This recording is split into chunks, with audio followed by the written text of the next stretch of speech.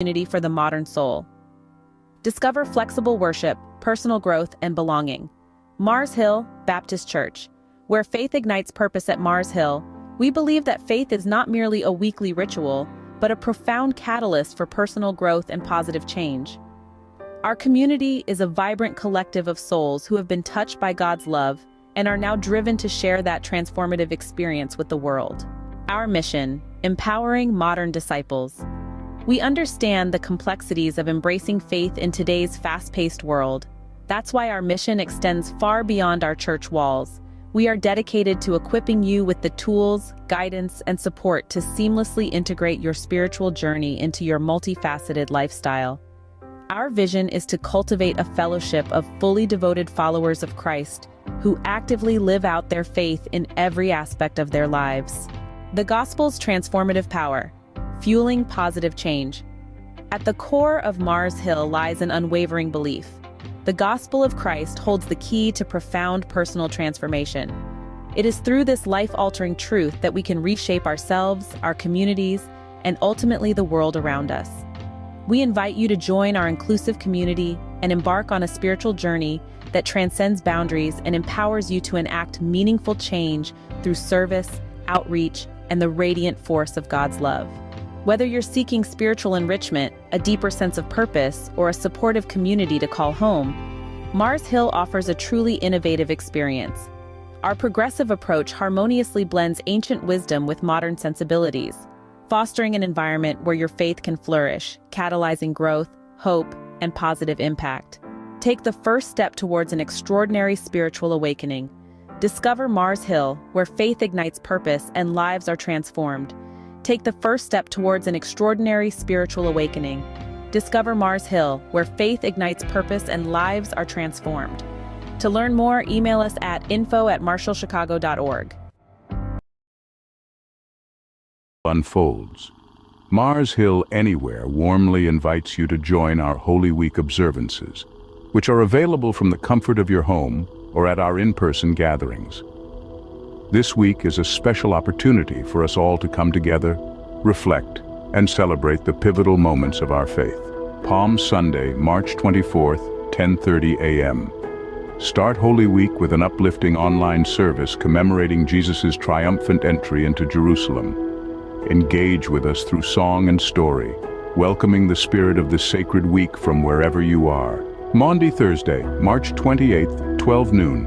Join our online gathering for Maundy Thursday to contemplate the Last Supper and Jesus' profound message of love and service. Good Friday, March 29th, 12 noon. Join us for our Good Friday service online, a time to reflect on the sacrifice and profound love that mark this crucial day in our faith.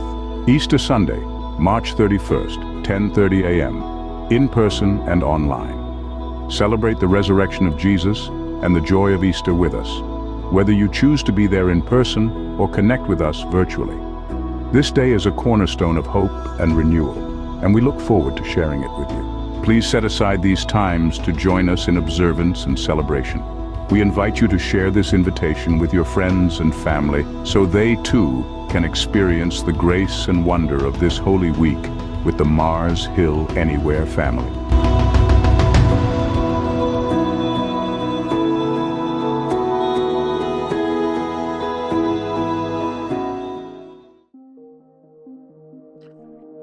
Hey, what's going on, my Mars Hill family? This is the day the Lord has made, and I'm thankful and glad to be here and welcome to Holy Week. For us, this is an opportunity to center ourselves so that we can be all that God called us to be. And I'm Pastor Clarence Edward Storrs Jr., and I'm excited to be here this week for your midday snack. And if you're catching this replay, I'm thankful and so glad that you decided to take a slice of your day and hang out with us. This will air again at 6 p.m., I believe, but nevertheless, you will be notified. And because you're here, we know that even during Holy Week, God is an ever-present help in the time of trouble. And that comes directly from Psalm 46, verse number 1. So no matter what it looks like this week, I want you to know that God is in control. And since God is in control, just sit back and let God do his part while you in turn do your part. So again, I thank you, and I am excited that you decided to be with us for about 20 minutes at the most, because I want us to not get away from what it means to center ourselves during Holy Week. And today, as we navigate this season of Holy Week, we want to look at how transformation took place at the table. I'm going to get to that momentarily. This is about Maundy Thursday or Holy Thursday. Stick a pin, because I'm definitely going to come back to that. Now, while you're here, I'm thankful and I'm grateful for each and every one of you. And this is my special welcome to you. My special welcome to you. You could have picked any place to be on Holy Thursday, but you're here, and I'm grateful. And I don't feel intimidated by using the chat. Man, I believe we've mastered all things digital and streaming, so that's one of the ways that you can stay connected. But what I want to do before I jump into is just to kind of let you know what's happening here at our church, so you can be aware of what's going on. So with that stated, we have a unique opportunity to do great things. And since you're with us online, hey, join us on Easter Sunday. Easter Sunday at 10:30 a.m., both online and in person. And then we'll be right back here tomorrow talking about Good Friday, same time, 12 noon. And I pray to God that you will consider being a part of that experience as well. So don't be shy. Say hello to each other in the chat. We're streaming at 8 different places right now, simultaneously, together. So wherever you are, be it YouTube or Facebook page, group, wherever you are, Twitter, wherever you are, make sure that you get acquainted. And I see you all in the conversation already. Deacon Jones, God bless you. Good to see you, sir. Thank you, Jacqueline, Kim, Shay, all of you all who are with us. Hey, today we're in for a wonderful treat. Now, I have the opportunity to get all of that out of the way so that we can get to the meat of the matter. The meat of the matter. And the meat of the matter centers around centering ourselves for Holy Week. And part of that week gives us the unique opportunity to do some incredible things in the name of Jesus. I see you, Dorothy, and guess what? We certainly going to honor your request to make sure that you know exactly where we are and where we're meeting this Sunday. Online, at all of our streaming places, all of our streaming platforms, and then also in person at 7941 47th Street, McCook, Illinois. You can scan the QR code, but if you're on your phone, it's going to be hard to do. But nevertheless, there is the address. You can post that and implement that, and it'll guide you there. Safe, secure, ample parking. Look forward to seeing you all either in person or online. So, good afternoon to each and every one of you. And I pray that you're ready. I pray that you're ready to go a little deeper, to get ourselves positioned so that we could be centered for Holy Week. We won't be together for a long time, but I guarantee we're going to have a blessed time. Didn't come for a long time, but I'm here for a good time, a blessed time, and I pray that you all are as well. Holy Week, Maundy Thursday, or Holy Thursday, as we, or the experts like to call it. So just take a moment right now and just settle yourselves. Take a deep breath as we get ready to see how transformation took place at the table.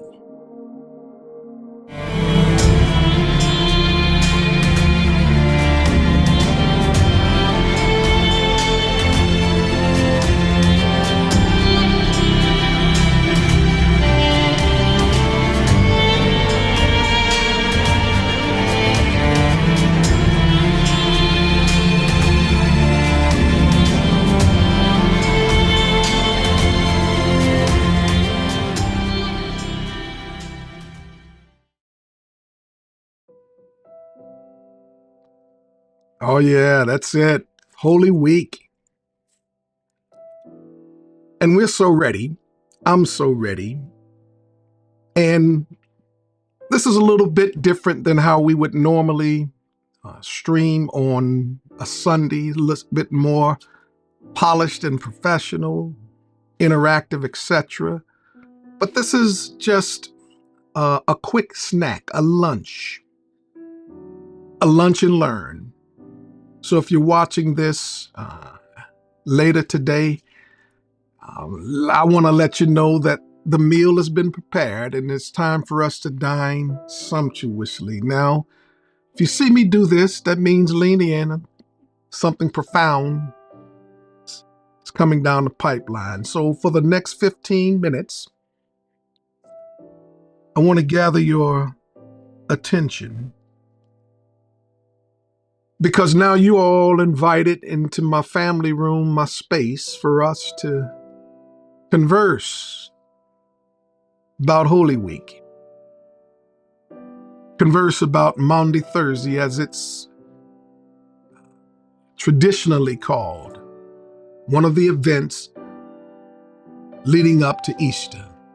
Begins Sunday with Palm Sunday, the triumphal entry of Jesus.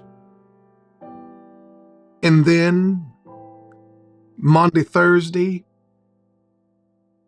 Good Friday, Holy Saturday, and Easter Sunday. And so this particular moment, this particular opportunity is zeroing in on Maundy Thursday, where a transformation happened at a table. And from there, we're going to just converse about a few lessons that we can glean on this Holy Thursday. So before I dive into the message, I want to set the table. Matthew chapter 26, so that you can get the big picture view, the 30,000 foot view, because it begins with the plot to kill Jesus.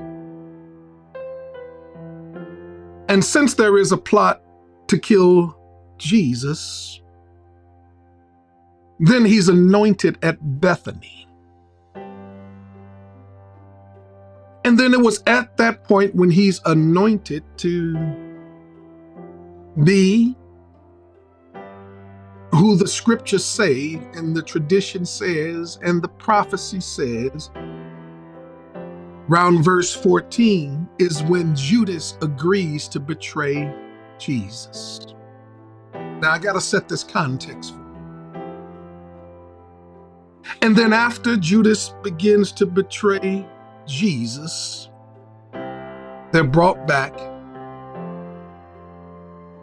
to what is the feast of the unleavened bread. So that's why I want to pick up the story, you all. I want to talk about and give you just a little context. Transformed at the table. A lesson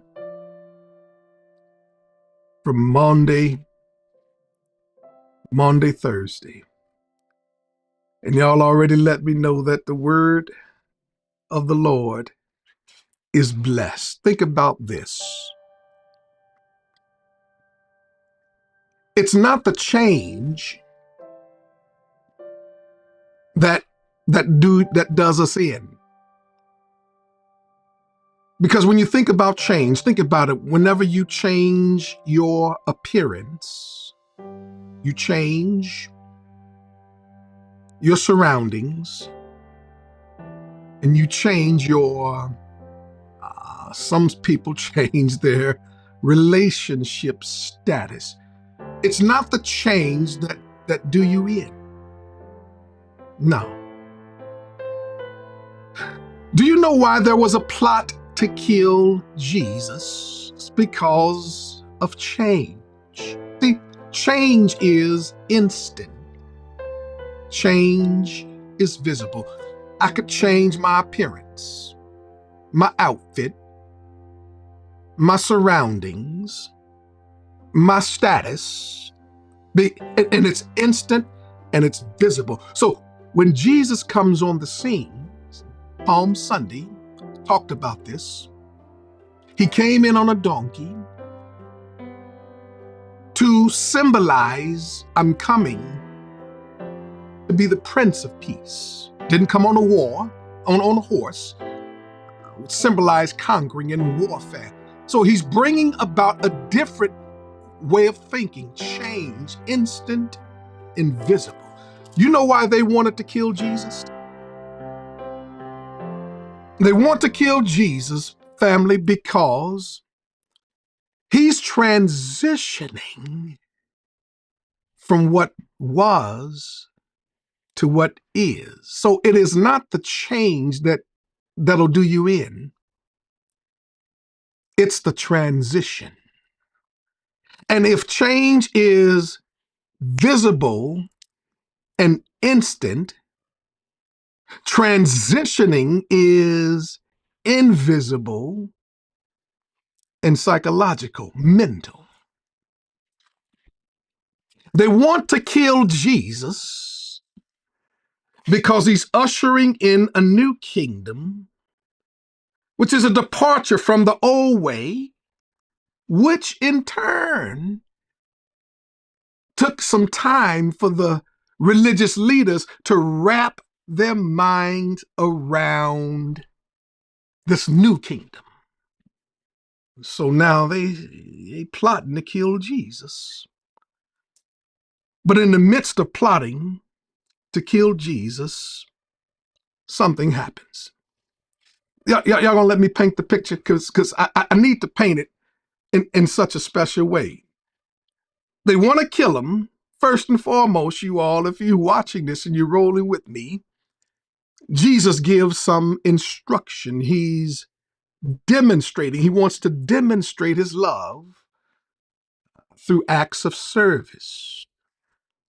So he gives them a new command to love one another and prayed for them before his crucifixion. So in preparation for this Passover meal with his disciples, he arranges the room for the meal, and then he washes their feet. So he sends Peter and John to prepare the Passover feast by finding a man carrying a water jar, which was unusual for that time.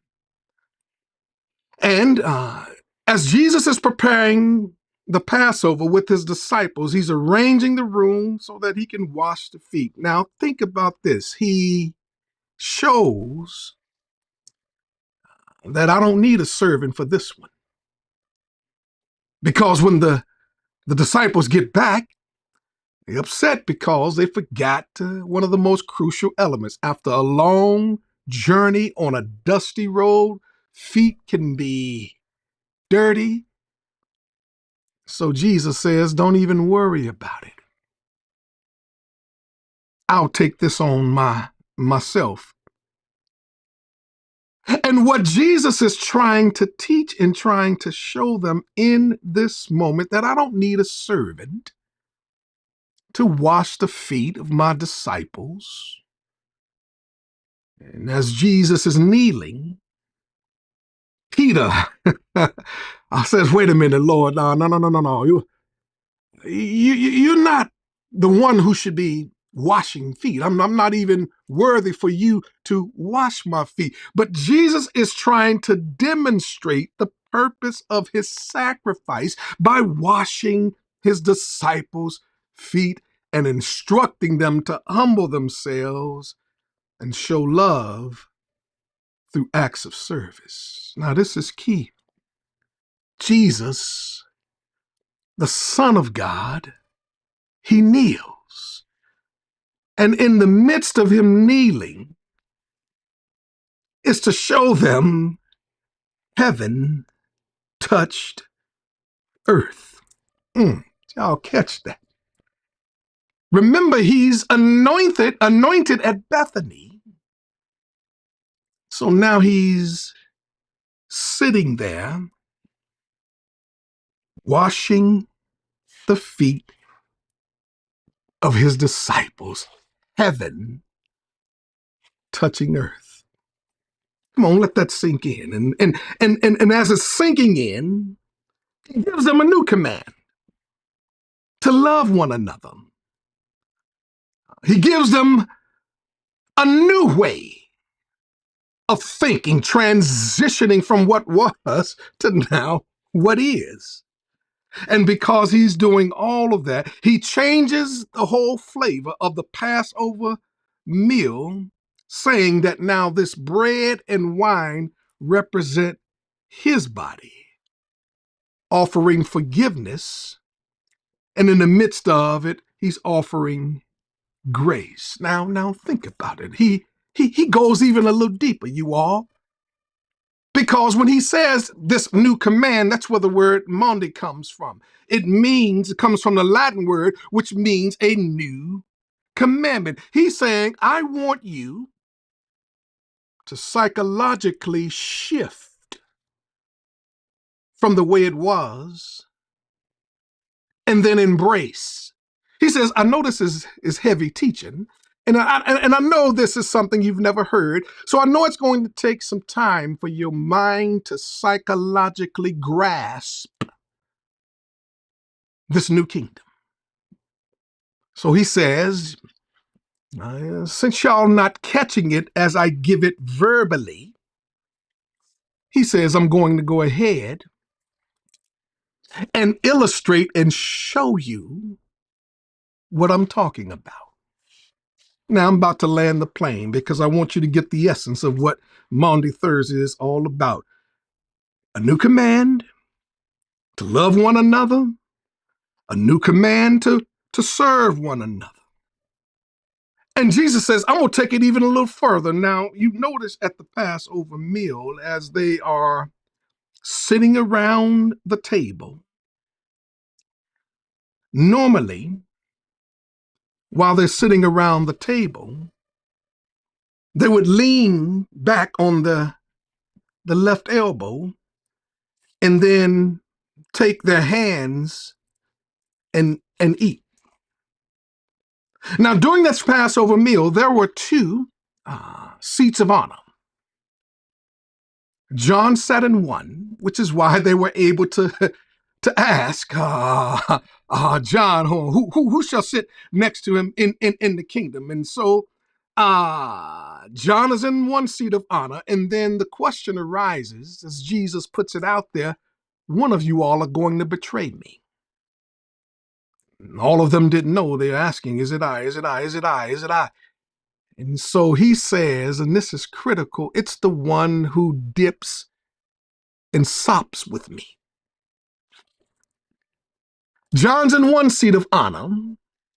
And as Jesus, leaning back on the left elbow, goes to sop, and then Judas puts his bread at the same time as Jesus, because Judas, who Jesus knew would betray him, is in the second seat of honor. John, who he loves, and then Judas, who will betray him. So Jesus is really doubling down on his teaching, because to have his betrayer in the seat of honor, you all, to me, that is just mind blowing. It gets even heavier. So by him kneeling and washing the disciples' feet, heaven touching earth, we also see that in the shadow of betrayal, Jesus is trying to show them how his love shines brightest. I have the disciple whom I love in one seat of honor, and then in the second seat of honor, I have my betrayer whom I love just as dearly. I'm surprised y'all ain't caught where I'm getting ready to go with this, you all, because he's trying to get them to see that even in your darkest moments, we allow our love to shine. Even in the moments where we know people don't mean it for our good, we allow our love to shine. He says, even in this moment of betrayal, I'm going to let my love shine so that you and the world will know that you are my disciples. But we live in this cutoff culture. We live in a culture that's quick to discard. We live in a culture that's quick to discard when one's agenda doesn't line up with our agenda. We live in a culture where it's easy to cancel and get swayed away by the naysayers, get swayed away by the crowd, just as they did the same thing to Jesus. And when Jesus identifies Judas as his betrayer, he tells him to get up, do what you came to do. And he begins and continues teaching his disciples. And so when you take communion, when we take communion on Easter Sunday, I want you to think about this. When you receive that bread, remember, he's making a psychological shift. He's changing. When you take that bread, you drink that wine, I want you to think about something.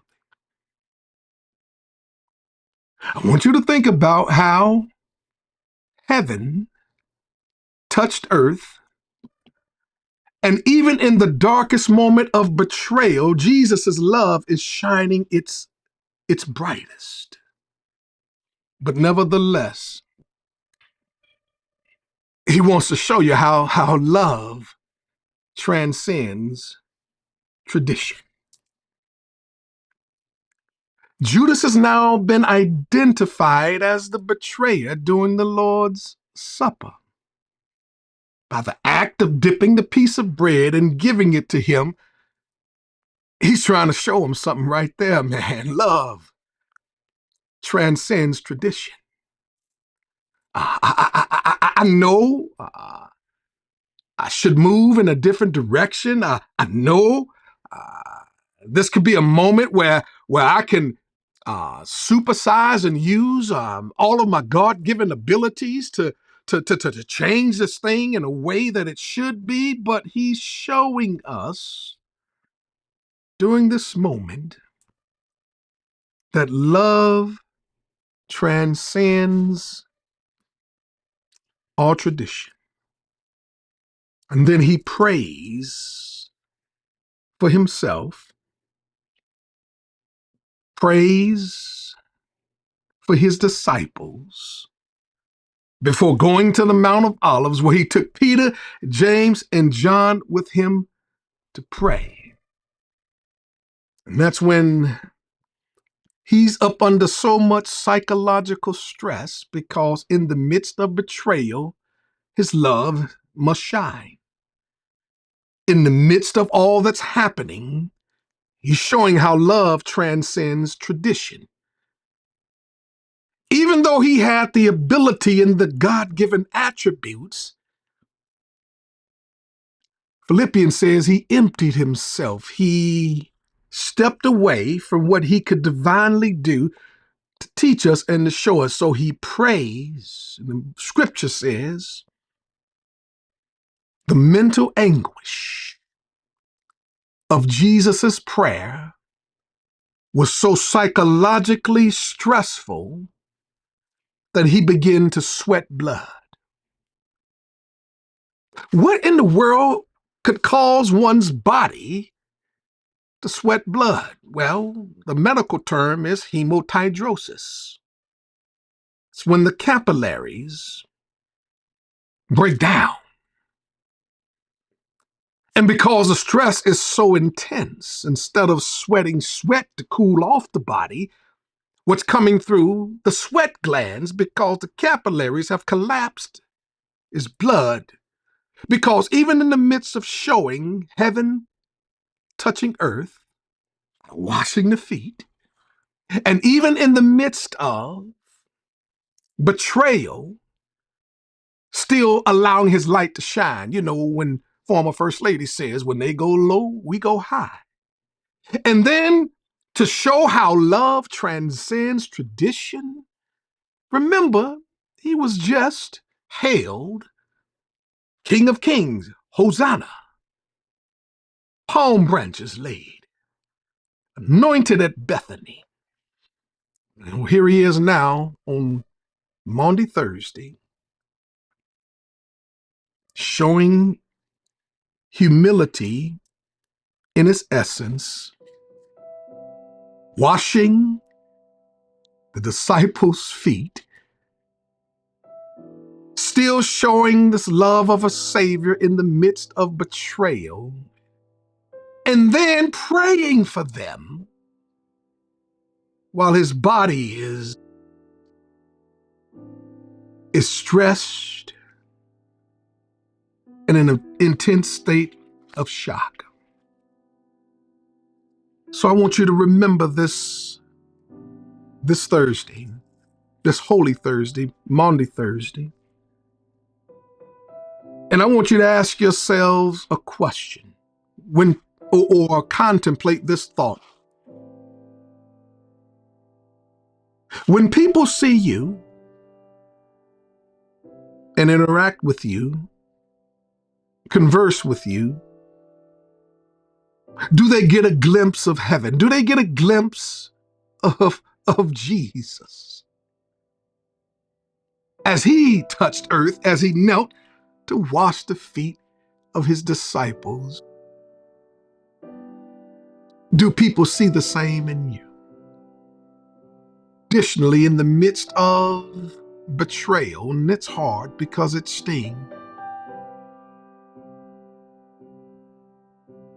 do you allow the love of Christ to shine? And as Rihanna says, shine bright like a diamond. And even in these tense moments, can our minds shift away from what was and then transition into this new command he says that I give? To love your brother, to love your neighbor as yourself. A new command that I give you. So as we wrap this up, I want to ask you a question that I ask every Sunday after our conversation concludes. I want you to share with me what stood out today. What stood out? Was it love transcends tradition? Was it even in your darkest moment allowing love to shine? What stood out? Or was it when Jesus knelt in heaven, touched earth? And then I want you to share, what's your next move? What are you going to do about what you heard? And then drop it in the comments section. I would greatly appreciate that. Thank you all for hanging out with us on Holy Thursday, Maundy Thursday. Hopefully it took on a different meaning. I pray that it did. And then tomorrow we'll share Good Friday, because after the triumphal entry and then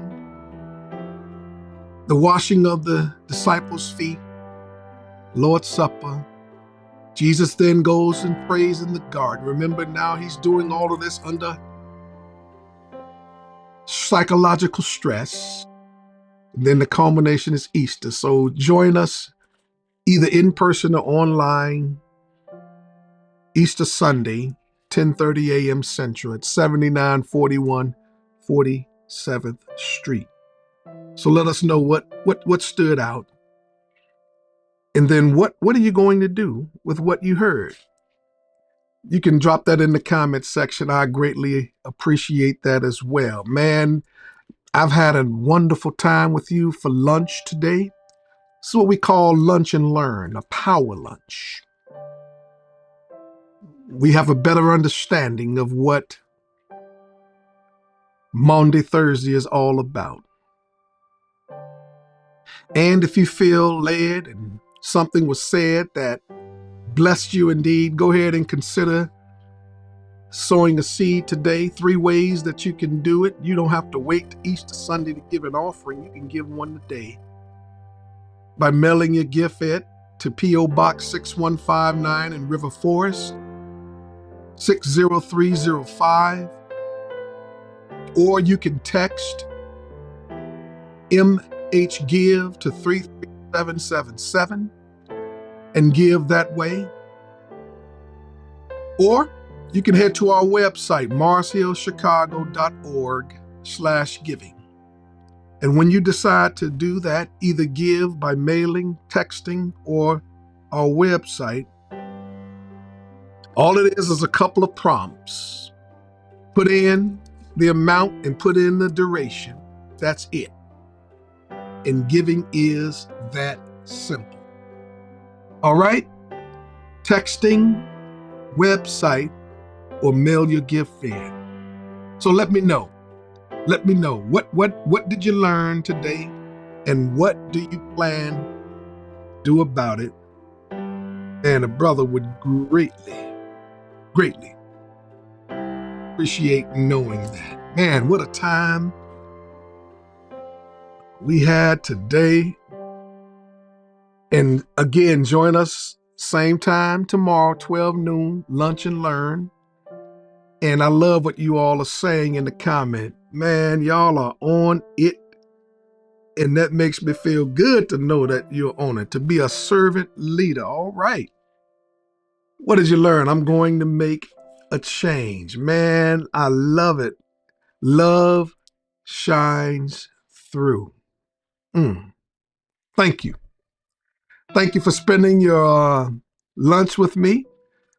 And I pray that this day is rich and full, and can't wait to see you all tomorrow.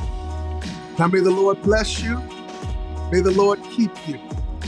May the Lord turn his face toward you and be gracious to you. Let love shine, even in its darkest. Allow the power of Christ to transcend any tradition holding you back. Remember, let our actions reflect heaven touching earth. And may the grace of God, sweet communion of his Holy Spirit, rest in us now and forever. God bless you all. God keep you. Can't wait to see you all again. Have a happy and holy